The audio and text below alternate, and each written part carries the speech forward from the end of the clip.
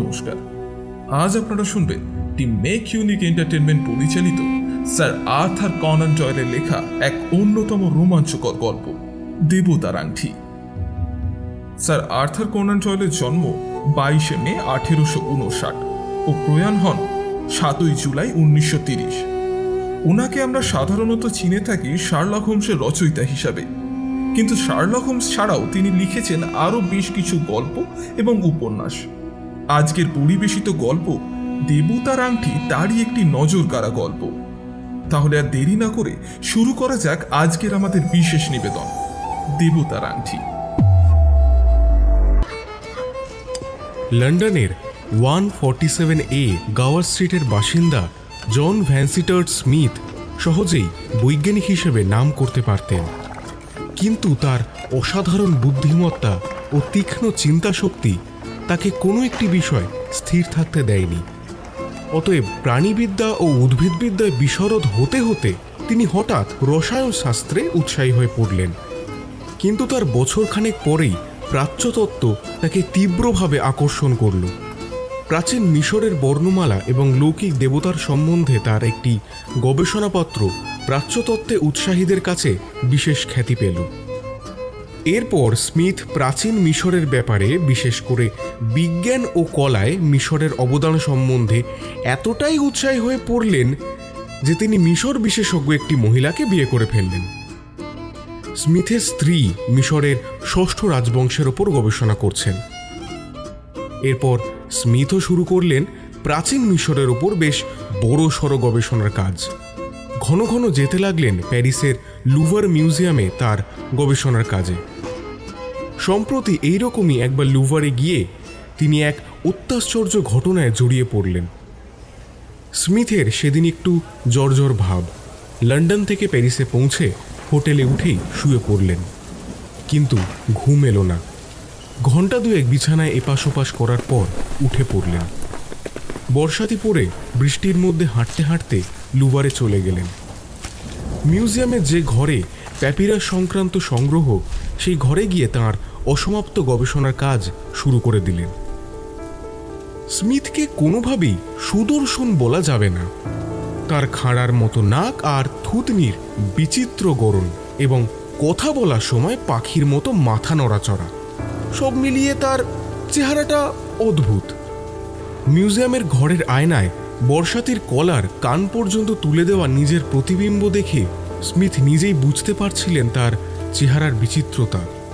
কিন্তু ইংল্যান্ডে দুটি ছাত্র তাকে অন্য দেশের লোক ভেবে তার সম্বন্ধে ইংরেজিতে বেশ কয়েকটি বাছা বাছা বিদ্রুপাত্মক মন্তব্য করেছিল, যেমন, লোকটার কিরকম অদ্ভুত চেহারা, মিশরের মমি নিয়ে কাজ করতে করতে লোকটার চেহারাই তো মমির মতো হয়ে গেছে, লোকটাকে দেখি মিশরীয় বলেই মনে হয়, ইত্যাদি। স্মিথ চটে গিয়ে ছেলে দুটোকে ইংরেজিতে একটু কড়াভাবে বকে দেবেন বলে ঘুরে দাঁড়ালেন, এবং তখনই বুঝতে পারলেন যে ছেলে দুটোর মন্তব্যের লক্ষ্য তিনি নন, বরং মিউজিয়ামের যে কয়েকজন কর্মচারী তখন পিতলের জিনিসপত্র পরিষ্কার করছিল তাঁদের একজন। ছাত্র দুটি একটু পরই সেখান থেকে চলে গেল। তখন স্মিথ বিশেষ মনোযোগ দিয়ে ওই কর্মচারীকে লক্ষ্য করলেন।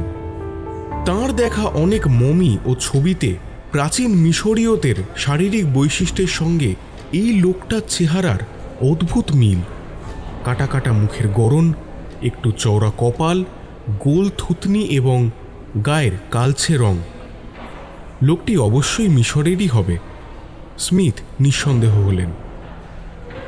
আলাপ করবেন ভেবে লোকটির দিকে একটু এগিয়ে গিয়ে স্মিথ প্রায় শিউরে উঠলেন ওকে দেখে। মুখটা যেন সাধারণ মানুষের নয়, প্রায় অতিপ্রাকৃতিক। ওর কপাল ও চোয়াল এত মসৃণ যে সেগুলো যেন চামড়ার নয়, যেন পার্চমেন্ট কাগজে তৈরি, পালিশ করা। চামড়ার ওপর রোমকূপের কোনো চিহ্নই নেই, চামড়াতে নেই কোনো স্বাভাবিক আর্দ্রতাও। কপাল থেকে থুতনি পর্যন্ত অজস্র বলি রেখা। কোনো রকমে আলাপ শুরু করার জন্য লোকটিকে জিজ্ঞাসা করলেন স্মিথ, আচ্ছা, এই পিতলের জিনিসগুলো কি মেমফিস থেকে পাওয়া? অন্যদিকে তাকিয়ে জবাব দিল লোকটা, আচ্ছা, আপনি কি মিশরের লোক? লোকটা এবার পূর্ণ দৃষ্টিতে তাকালো স্মিথের দিকে। তার চোখ দুটো যেন কাঁচ দিয়ে তৈরি, সেই সঙ্গে একটা শুকনো চকচকে ভাব। মানুষের চোখ যে এইরকম হতে পারে তা স্মিথের ধারণার বাইরে। দৃষ্টির গভীরে যেন ভয় ও ঘৃণার যুগপৎ ছাপ। না, আমি ফ্রান্সেরই বলে লোকটা নিজের কাজে মন দিল। খানিকটা বিস্ময়বিহ্বল হয়েই স্মিথ পাশের ঘরে গিয়ে একটা নিভৃত কোণে চেয়ারে বসে তার গবেষণার কাজ শুরু করলেন। কিন্তু কাজ করবেন কি? মন পড়ে আছে ফিংসের মতো অদ্ভুত মুখের অধিকারী সেই লোকটার ওপরে। চোখ দুটো যেন কুমির বা সাপের চোখের মতো, এমন একটা চকচকে ভাব, কিন্তু সেই চোখে শক্তি ও প্রজ্ঞার ছাপও আছে, আর আছে অপরিসীম ক্লান্তি ও হতাশার অভিব্যক্তি। এইসব ভাবতে ভাবতে স্মিথ তার গবেষণার নোটস লিখতে শুরু করলেন। কিন্তু শরীরটা কাহিল ছিল বলেই খানিকক্ষণ পরে চেয়ারে বসেই ঘুমিয়ে পড়লেন স্মিথ। এত গভীর সেই ঘুম যে তিনি জানতেও পারলেন না কখন মিউজিয়াম বন্ধ হয়ে গেছে। ধীরে ধীরে রাত বাড়তে লাগল। নোতরদাম গির্জার ঘড়িতে মধ্যরাতের ঘণ্টা বাজল। রাত প্রায় 1টার পরে ঘুম ভাঙল স্মিথের। শরীরটা এখন বেশ ঝরঝরে লাগছে। কাঁচের বাক্সে রাখা মমিগুলো এবং প্রাচীন মিশরের অন্য জিনিসপত্রগুলো দেখে তার মনে পড়ল যে তিনি এখন কোথায়। জানলার ফাঁক দিয়ে চাঁদের আলো এসে পড়েছে। স্মিথ এমনিতে বেশ সাহসী, আড়মোড়া ভেঙে মনে মনে একটু হেসে নিলেন। পরিস্থিতিটা বেশ মজার। গার্ডরা ভেতরটা ভালোভাবে না দেখেই মিউজিয়ামের দরজা বন্ধ করে দিয়েছে। বাইরে আলো ঝলমলে প্যারিস, আর এই হলঘরের নৈশব্দে ডুবে আছে কয়েক হাজার বছরের ইতিহাস। থিবস, লুকার, হেলিওপোলিস ও কত না প্রাচীন মন্দির ও স্মৃতিসৌধ থেকে আনা মানুষের দেহ আর তাদের ব্যবহৃত জিনিস, যেন মহাকালের সমুদ্রের জলে ভেসে আসা অতীতের স্মৃতিচিহ্ন। চাঁদের আলোয় লম্বা হলঘরে সারি দিয়ে রাখা মূর্তি ও বিভিন্ন বস্তুর দিকে তাকিয়ে প্রায় দার্শনিক চিন্তায় ডুবে গিয়েছিলেন স্মিথ। হঠাৎ দেখতে পেলেন দূরে এক কোণায় একটু হলদে আলোর আভা। আলোটা আস্তে আস্তে এগিয়ে আসছে। একটু ভয় লাগলেও তীব্র কৌতূহলে স্মিথ চেয়ারে সোজা হয়ে বসলেন। যার হাতে আলো আছে তার পায়ের শব্দ পাওয়া যাচ্ছে না। আলোটা আরও কাছে আসতে স্মিথ দেখলেন আলোর পেছনে হাওয়ায় প্রায় ভাসমান একটা মুখ। ছায়া সত্ত্বেও মুখটা চিনতে স্মিথের একটুও সময় লাগল না। সেই কাঁচের মতো চোখ, সেই মৃত মানুষের মতো চামড়া। হ্যাঁ, মিউজিয়ামের সেই কর্মী। স্মিথ প্রথমে ঠিক করলেন লোকটির সঙ্গে কথা বলবেন, কিন্তু ওর ভাবভঙ্গি, বিশেষত চোরের মতো পা টিপে চলা, ডান দিকে বাঁদিকে তাকানো ইত্যাদি দেখে স্মিথ লুকিয়ে লুকিয়ে ওকে লক্ষ্য করাই সমীচীন বলে মনে করলেন। লোকটা যেন জানে ওকে কোথায় যেতে হবে। ধীরে ধীরে কিন্তু নিশ্চিত প্রত্যয়ের সঙ্গে ও পৌঁছল একটা বড় কাঁচের বাক্সের কাছে। বাক্সের মধ্যে কয়েকটা মমি রাখা। পকেট থেকে একটা চাবি বের করে বাক্সের ওপরের ডালা খুলে একটা মমি নামিয়ে খুব সাবধানে সেটিকে কোলে করে নিয়ে একটু দূরের মেঝের ওপরে শুইয়ে দিল। তারপরে মমিটার পাশে বসে মমির ওপর জড়ানো ব্যান্ডেজের মতো কাপড়টা আস্তে আস্তে খুলতে লাগলো। আর সঙ্গে সঙ্গে ঘরে নানা রকম ভেষজ দ্রব্যের তীব্র গন্ধ ছড়িয়ে পড়ল। বোঝাই যাচ্ছে এই মমিটার ব্যান্ডেজ এর আগে কখনো খোলা হয়নি। তাই অদম্য কৌতূহলের সঙ্গে স্মিথ রুদ্ধ শ্বাসে পুরো ব্যাপারটা দেখতে থাকলেন। মাথার ওপর থেকে ব্যান্ডেজের শেষ অংশটা খুলতেই বেরিয়ে পড়ল 4000 বছরের পুরনো দেহের মাথার উপরের লম্বা কালো চকচকে চুলের রাশি। ব্যান্ডেজটা আরেকটু খুলতেই দেখা গেল ফর্সা ছোট কপাল আর সুন্দর বাঁকানো ভ্রু। এরপরে চোখে পড়ল একজোড়া উজ্জ্বল চোখ ও একটা টিকালো নাক। সবশেষে বেরোলো ঠোঁট ও সুন্দর থুতনি। পুরো মুখটা নিখুঁত সুন্দর, শুধু কপালে কফি রঙের একটা দাগ। লোকটা এবার মমির মুখ দেখে যেন আত্মহারা হয়ে পড়ল। দু হাত শূন্যে ছুঁড়ে দুর্বোধ্য ভাষায় অনেক কিছু বলে সে মমিটাকে আনন্দে জড়িয়ে ধরল। প্রচণ্ড আবেগে লোকটার গলার স্বর জড়িয়ে যাচ্ছে, মুখের ওপরে বলিরেখা কেঁপে কেঁপে উঠছে। কিন্তু স্মিথ অবাক হয়ে দেখলেন ওর কাঁচের মতো চোখে কোনো আর্দ্রতা নেই। বেশ কিছুক্ষণ ওই সুন্দরীর মৃতদেহের কাছে বসে কথা বলে লোকটা হঠাৎ উঠে পড়ল। হলঘরের মাঝখানে কাঁচের একটা গোল বাক্সে প্রাচীন মিশরের অনেক আংটি ও দামি পাথর রাখা আছে। লোকটা প্যাকেট থেকে একটা শিশি বার করল।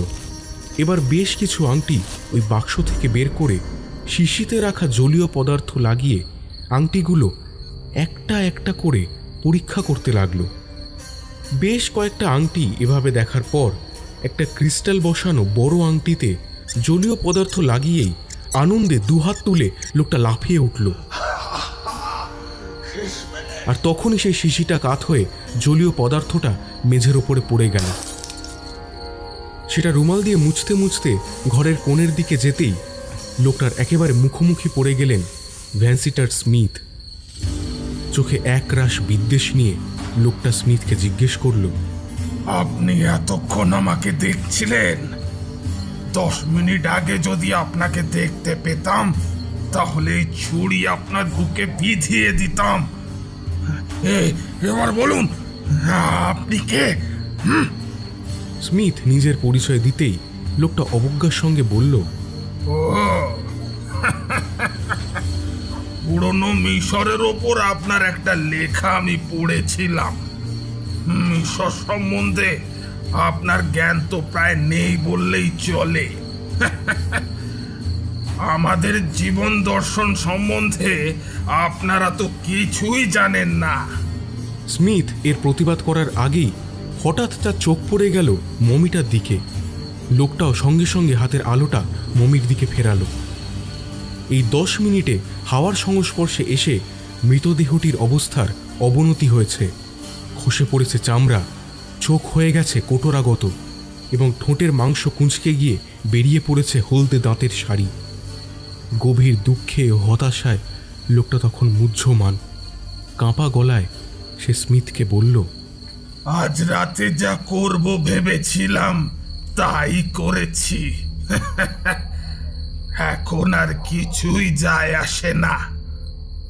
ওর আত্মার সঙ্গে মিলতে পারলেই হলো। ওর ওই নিষ্প্রাণ দেহের কি বা মূল্য আছে শুনি? স্মিথ এবার প্রায় নিশ্চিত যে লোকটা বদ্ধ উন্মাদ। কিন্তু লোকটা হঠাৎই খুবই স্বাভাবিকভাবে স্মিথকে বলল, আসুন আপনাকে যাওয়ার রাস্তাটা দেখিয়ে দিই। অনেকগুলি হলঘর পেরিয়ে একটা ছোট দরজা খুলে লোকটা স্মিথকে নিয়ে একটা ঘোরানো সিঁড়ি দিয়ে নিচে নামল। একটা আধখোলা দরজার কাছে গিয়ে লোকটা স্মিথকে বলল, এই ঘরে আসুন। স্মিথ এই রহস্যের শেষ দেখতে চান, তাই ভয়ের চেয়ে তখন তার কৌতূহলের মাত্রা অনেক বেশি। ঘরে ঢুকে দেখলেন প্রাচীন আমলের আসবাবপত্র ও টুকিটাকি জিনিস দিয়ে ঘরটা সাজানো। লোকটা এবার শুরু করলো তার কাহিনী। আমি এখন পরলোকের চৌকাঠে পা দিয়ে দাঁড়িয়ে, তাই এখন আপনাকে বলে যেতে চাই প্রকৃতির বিরুদ্ধে যাওয়ার পরিণামের এই কাহিনী। বুঝতেই পারছেন আমি একজন মিশরীয়। আমার জন্ম হয়েছিল খ্রিস্ট জন্মের 1600 বছর আগে রাজা তুতুমিশের আমলের এক সম্পন্ন পরিবারে। আমার নাম শোসরা। আমার বাবা ছিলেন নীল নদের তীরের বিখ্যাত আবারিশ মন্দিরের দেবতা ওসাইরিসের পূজারী। 16 বছর বয়সেই বাবার কাছ থেকে যা কিছু শেখার ছিল সবই শিখে নিয়েছিলাম। তারপর প্রকৃতই নানান রহস্যের বিষয়ে জীবনের স্বরূপ নিয়ে নিজে নিজেই পড়াশোনা শুরু করলাম। শরীরে রোগের বালাই হলে মানুষ ওষুধের সাহায্যেই তা সারায়। আমার কিন্তু মনে হলো জানেন, শরীরটাকে এমন ভাবে রাখতে হবে যাতে তাতে কোনো রোগ বা দুর্বলতা ছুঁতে না পারে। শুরু হলো আমার দীর্ঘ গবেষণা। পরীক্ষা চালালাম, প্রথমে জন্তু জানোয়ারের ওপর, তারপর আমার কৃতদাসের শরীরের ওপর, সবশেষে আমার নিজের ওপর। এই গবেষণার বিস্তারিত বিবরণ দিয়ে কোনো লাভ নেই, কেননা আপনি তার কিছুই বুঝতে পারবেন না। শুধু এটুকু বললেই হবে যে শেষে আমি এমন একটা ওষুধ আবিষ্কার করলাম যা ইঞ্জেকশন দিয়ে একবার শরীরের রক্তের মধ্যে মিশিয়ে দিতে পারলেই মানুষ অমর না হলেও কয়েক হাজার বছর নিরোগ হয়ে বেঁচে থাকতে পারে। একটা বেড়ালকে ওই ওষুধের ইঞ্জেকশন দিয়েছিলাম, তারপর মারাত্মক সব বিষ দেওয়ার পরেও বেড়ালটা কিন্তু মরেনি। আজও বেড়ালটাই মিশরেই আছে, জ্যান্ত। অতি দীর্ঘকাল সুস্থভাবে বেঁচে থাকার আশায় এবং যৌবনের উৎসাহে ওই অভিশপ্ত ওষুধকে আমি আমার শরীরে ঢোকালাম। তারপর ইচ্ছা হলো আরো কারোর উপকার করি। দেবতা ধূসের মন্দিরে এক অল্প বয়সী পূজারী ছিল, নাম পারমেশ। আমার ওষুধের কথা ওকে বুঝিয়ে বললাম এবং ওর শরীরেও ঢোকালাম সেই ওষুধ। হ্যাঁ, এখন বুঝি আমার সমবয়সী কাউকে এই ওষুধটা দেওয়া ঠিক হয়নি। এরপরে আমার পড়াশোনা ও গবেষণার কাজ অনেক কমিয়ে দিয়েছিলাম, কিন্তু পারমেশ রাসায়নিক যন্ত্রপাতি নিয়ে সর্বদাই ব্যস্ত থাকত। যদিও ওর গবেষণার বিষয়বস্তু বা তার প্রয়োগ নিয়ে আমাকে কখনোই সে কিছু বলতো না। একদিন পারমেশের সঙ্গে বেড়াতে বেড়াতে হঠাৎই একটি পরমা সুন্দরী মেয়েকে দেখতে পেলাম। কয়েকজন কৃতদাস মেয়েটিকে একটা ভুলিতে করে কোথাও নিয়ে যাচ্ছে। খোঁজ নিয়ে জানলাম মেয়েটি আমাদের স্থানীয় প্রশাসকের কন্যা। মেয়েটিকে দেখেই আমার অত্যন্ত ভালো লেগে গেল। যেন মনে হলো এর সঙ্গে আমার বিবাহ না হলে আমার জীবন বৃথা। আমার মনের কথা আমি পারমেশকে বলতেই দেখলাম ওর মুখটা যেন কালো হয়ে গেল। মেয়েটির নাম ছিল আত্মা। ওর সঙ্গে আমার ধীরে ধীরে পরিচয় হলো। আত্মাও আমাকে বেশ পছন্দ করে দেখলাম, কিন্তু পারমেশও আত্মাকে ভালোবাসত। আত্মার আকর্ষণ ছিল কিন্তু আমার উপর। হঠাৎ এই সময় আমাদের শহরে প্লেগের মহামারী শুরু হলো।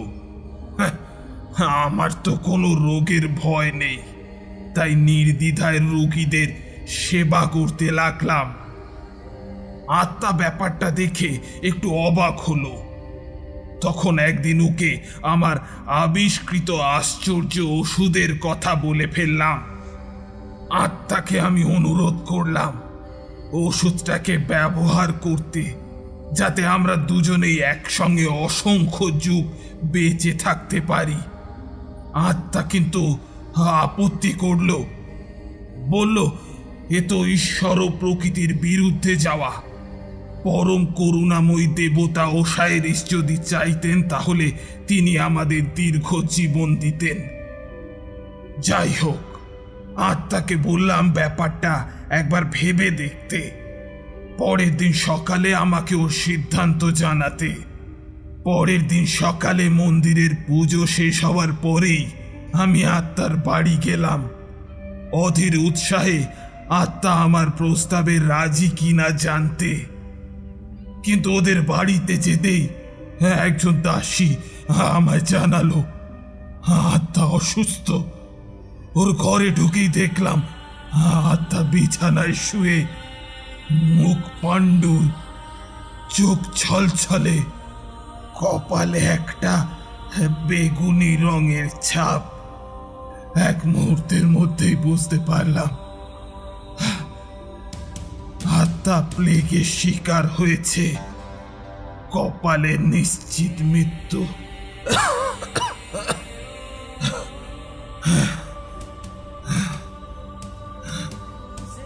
আত্মার এই অবস্থা দেখে আমি দুঃখে হতাশ হয়ে প্রায় পাগল হয়ে গেলাম। ওকে ছাড়া আমার এই সুদীর্ঘ যুগ যুগ জীবন আমি কি করেই বা কাটাবো? আমার এই মানসিক অবস্থার মধ্যেই একদিন পারমেশ আমাকে জিজ্ঞাসা করলো, তুমি আত্মাকে মরতে দিলে কেন? ওকে তো তোমার ওষুধটা দিতে পারতে। আমি দেরি করে ফেলেছি। এখন ভগবানই জানেন আমার কত শতাব্দী পর মৃত্যু হবে। তারপর আমি আত্মাকে দেখতে পাবো। ভাই পারমেশ, তুমি এখন কি করবে? তুমিও তো আত্মাকে ভালোবাসতে। আমার এতে কিছু যায় আসে না। আত্মার দেহটাকে নানা মশলা ও সুগন্ধি মাখিয়ে এতক্ষণে বোধহয় মমি বানানো হয়ে গেছে। ওকে রাখা হয়েছে শহরের বাইরে সমাধি ক্ষেত্রের একটা কক্ষে। আমি ওর কাছে চললাম। তার মানে? আমি এতকাল গবেষণা করে তোমার ওষুধের একটা প্রতিষেধক আবিষ্কার করেছি। সেই প্রতিষেধক এখন আমার শরীরে। আর ঘন্টাখানেকের মধ্যে আমার মৃত্যু নিশ্চিত, এবং তারপর আমি পরলোকে আত্মার কাছে পৌঁছে যাব। তাহলে আমাকেও সেই প্রতিষেধকটা দাও, আমিও মরতে চাই। তোমাকে প্রতিষেধক দেওয়ার কোনো প্রশ্নই ওঠে না। তুমি এই নিঃসঙ্গ জীবনের বোঝা বহু শতাব্দী ধরে বয়ে চলবে। ঠিক আছে, তাহলে আমি নিজেই গবেষণা করে সেই প্রতিষেধকটা আবিষ্কার করে নেব। মূর্খ, তোমার পক্ষে এই প্রতিষেধক তৈরি করা অসম্ভব। কেননা তার জন্যে এমন একটা দ্রব্য লাগবে যা তুমি কোথাও পাবে না। এই ওষুধ তৈরি করা আর সম্ভব নয়। কেবল দেবতা থোতের একটা আংটির মধ্যে আমার তৈরি এই ওষুধ একটু আছে। তাহলে আমাকেও বলো, দেবতা থুসে সেই আংটিটা কোথায় আছে? সেটাও তোমায় বলবো না। আত্মা তোমাকে পছন্দ করত, শেষ পর্যন্ত ওকে পাবে কে? আমি পরলোকের দিকে চললাম। তুমি থাকো তোমার অভিশপ্ত জীবন নিয়ে। এই বলেই পারমেশ চলে গেল। পরের দিন খবর পেলাম ওর মৃত্যু হয়েছে। তারপর মাসের পর মাস আমি ডুবে গেলাম রাসায়নিক গবেষণায় আমার ওষুধের প্রতিষেধক খুঁজতে, কিন্তু কোনো সাফল্য তাই পাওয়া গেল না। খুব হতাশ হয়ে পড়লাম। কখনো কখনো আত্মার সমাধির কাছে গিয়ে বসে থাকতাম আর ভাবতাম কবে পরলোকে ওর সঙ্গে আমার দেখা হবে।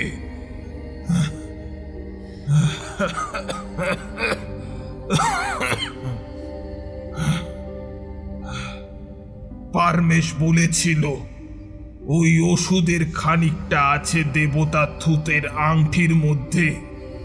ওই আংটি সম্বন্ধে আমি জানতাম, প্ল্যাটিনামের আংটি, তার মধ্যে একটা ফাঁপা ক্রিস্টাল। হয়তো সেই ফাঁপা অংশেই পারমেশ প্রতিষেধকটা রেখে গেছে, কিন্তু কোথায় পাবো সেই আংটি? পারমেশের আঙুলে ওই আংটি আমি দেখতে পাইনি। ওর ফেলে যাওয়া জিনিসগুলোকে তন্ন তন্ন করে খুঁজেও, এমনকি পারমেশের চলার রাস্তাগুলোকে দেখেও ওই আংটির কোনো হদিশ পেলাম না। এইদিকে আমাদের দেশে তখন যুদ্ধ শুরু হয়ে গেছে। পাশের দেশের এক বর্বর জাতি আমাদের আক্রমণ করলো। বহু লোকের প্রাণ নাশ করলো। আমরা প্রায় যুদ্ধে হেরেই গেলাম। আমি বন্দী হলাম শত্রুর হাতে। তারপর বহু বছর সেই শত্রুর দেশে বন্দী অবস্থাতেই ইউফ্রেটিস নদীর তীরে মেষ পালকের কাজ করতাম। আমার দিন কাটতে থাকলো। আমার মালিকও মারা গেল, তার ছেলেও বুড়ো হয়ে গেল, কিন্তু আমার মরণ নেই। এরপর হঠাৎ একদিন সুযোগ পেয়ে পালিয়ে চলে এলাম আমাদের দেশ মিশরে। সবকিছু পাল্টে গেছে। সিংহাসনে বিদেশি রাজা।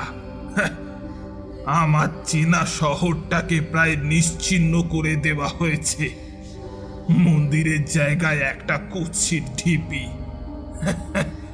সমাধি কক্ষগুলো সব তছনছ করা হয়েছে, আর তার সমাধির কোনো চিহ্নই নেই। পারমেশের কাগজপত্র, জিনিস, কোনো কিছুরই সন্ধান পাওয়া গেল না। এরপর আমি প্রতিষেধক বা দেবতা থুসের আংটির খোঁজের আশা প্রায় ছেড়েই দিলাম। জীবন কাটাতে লাগলাম অসীম ধৈর্যের সঙ্গে মৃত্যুর প্রতীক্ষায়। কত কিছুই না ঘটে গেল আমার চোখের সামনে। ইলুমিনের পতন, মেমফিসে হেরোডোটারের আগমন, খ্রিস্ট ধর্মের সূচনা। আমার বয়স কয়েক শতক বছর হয়ে গেল, কিন্তু দেখে কেউ বুঝতে পারবে না আমারই আবিষ্কার সেই অভিশপ্ত ওষুধ আমাকে আমার ইচ্ছার বিরুদ্ধেই বাঁচিয়ে রেখেছে। যাক, এতদিনে আমি মৃত্যুর দোরগোড়ার কাছে এসে পৌঁছেছি। বহু দেশ ঘুরেছি, বহু ভাষা জানি। সভ্যতার এই বিপুল পরিবর্তন আমার চোখের সামনেই ঘটেছে, কিন্তু আত্মার প্রতি আমার আকর্ষণ এখনো অবিচল। প্রাচীন মিশরের উপর গবেষণা ও পণ্ডিতেদের যা লেখা থাকে তা গোগ্রাসে গিলি। প্রায় কয়েক মাস আগে সান ফ্রান্সিসকো গিয়েছিলাম। সেখানে গিয়ে হঠাৎই একটা লেখা থেকে জানতে পারলাম যে আমার জন্মস্থান আবারিসের কাছের একটা প্রাচীন মিশরে বেশ কিছু পুরনো জিনিস পাওয়া গেছে। তার মধ্যে একটি মেয়ের মমি সুন্দরভাবে রাখা, আগে কখনো খোলা হয়নি। মমির বাক্সের ওপর খোদাই করে লেখা আছে দেহটি রাজা তুথুমিসের সময়ের আবারিস শহরের প্রশাসকের কন্যার, এবং দেহের ওপর রাখা একটা ক্রিস্টাল বসানো প্ল্যাটিনামের আংটি। এতদিনে বুঝতে পারলাম কিরকম চালাকি করে পারমেশ আংটিটাকে লুকিয়ে রেখেছিল। কেননা কোনো মিশরীয়ই কখনো মৃতদেহের বাক্স খুলবে না পাপের ভয়ে। সেই রাতেই সান ফ্রান্সিসকো থেকে রওনা হলাম মিশরে। এলাম আমার শহর আবারিসে। এখানে এসে ফরাসি প্রত্নতাত্ত্বিকরা যারা এখানে কাজ করছিল তাদের কাছ থেকে জানলাম মমি এবং আংটি চলে গেছে কায়রোর একটা মিউজিয়ামে। কায়রোয় গিয়ে জানলাম জিনিসগুলো চলে গেছে প্যারিসের সুরে। তারপর এলাম প্রায় এখানে 4000 বছর পরে আমার প্রিয় আত্মার দেহে এবং দেবতা থুসের আংটির কাছে। কিন্তু কিভাবে পৌঁছাবো ওই মমির কাছে? মিশরের অধ্যক্ষের কাছে গিয়ে একটা চাকরি চাইলাম। মিশর সম্বন্ধে আমার জ্ঞান দেখে উনি বললেন যে আমার উচিত মিশর তত্ত্বের অধ্যাপক হওয়ার। যা হোক, পরে ইচ্ছা করেই দু একটা ভুলভাল জবাব দিয়ে এই সাধারণ কর্মচারীর কাজটা পেলাম। আর পেলাম এই ছোট ঘরটা, আমার থাকবার জায়গা, আমার সামান্য জিনিস নিয়ে।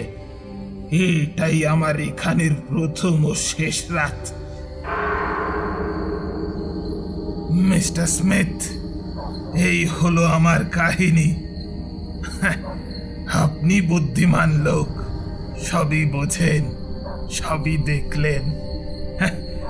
আংটিটা আমি খুঁজে পেয়েছি, আর সেই ক্রিস্টালের মধ্যে রাখা ওষুধটা এখন আমার কাছে। আমি খুব শীঘ্রই এই অভিশপ্ত সুখের জীবন থেকে মুক্তি পাব। আমার আর কিছু বলার নেই, আমি আজ ভারমুক্ত হলাম। এই দরজাটা দিয়ে আপনি বেরিয়ে যান, সোজা বড় রাস্তা পড়বে। শুভরাত্রি। স্মিথ বাইরে এসে ফিরে তাকালেন দরজার দিকে।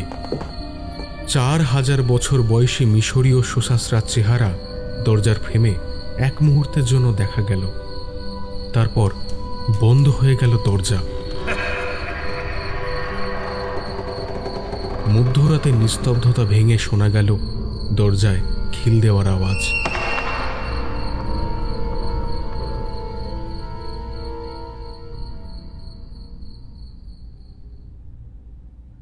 লন্ডনে ফিরে আসার পরের দিন স্মিথ টাইমস কাগজে প্যারিসের প্রতিবেদকের পাঠানো একটা ছোট খবর দেখতে পেলেন। খবরটা এই রকম: লুভার মিউজিয়ামে রহস্যময় ঘটনা। গতকাল সকালে মিউজিয়ামের সাফাই কর্মচারীরা পূর্ব দিকের একটা হলঘর পরিষ্কার করতে গিয়ে দেখে মিউজিয়ামের একজন কর্মচারী একটা মমির গলা জড়িয়ে ধরে মরে পড়ে আছে। মৃত ব্যক্তি মমিটাকে এত শক্ত করে জড়িয়ে ধরেছিল যে সেই বজ্রবন্ধন ছাড়াতে বেশ অসুবিধা হয়। যে বাক্সে অমূল্য কয়েকটি আংটি রাখা ছিল, সেই বাক্সটা কেউ খুলেছিল এবং তন্ন তন্ন করে তার ভেতরটা খুঁজেছিল।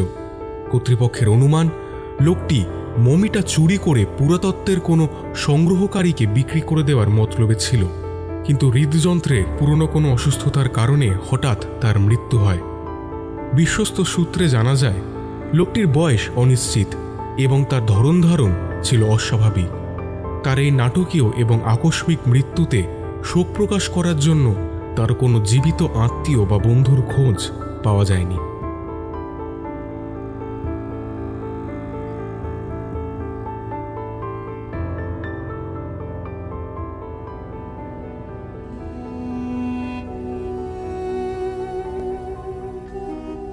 আজ আপনারা শুনলেন টিম মেক ইউনিক এন্টারটেনমেন্ট পরিচালিত স্যার আর্থার কনান ডয়েলের লেখা দেবতার আংটি। গল্পটির পরিচালনায় অর্ঘ্য চক্রবর্তী, স্মিথের কণ্ঠে দেবশ্রী, কথকের কণ্ঠে শান, সর্ষার কণ্ঠে অর্ঘ্য, পারমেশের কণ্ঠে Souvik. Sound editing and poster design Infinity Production by Arghya Chakraborty.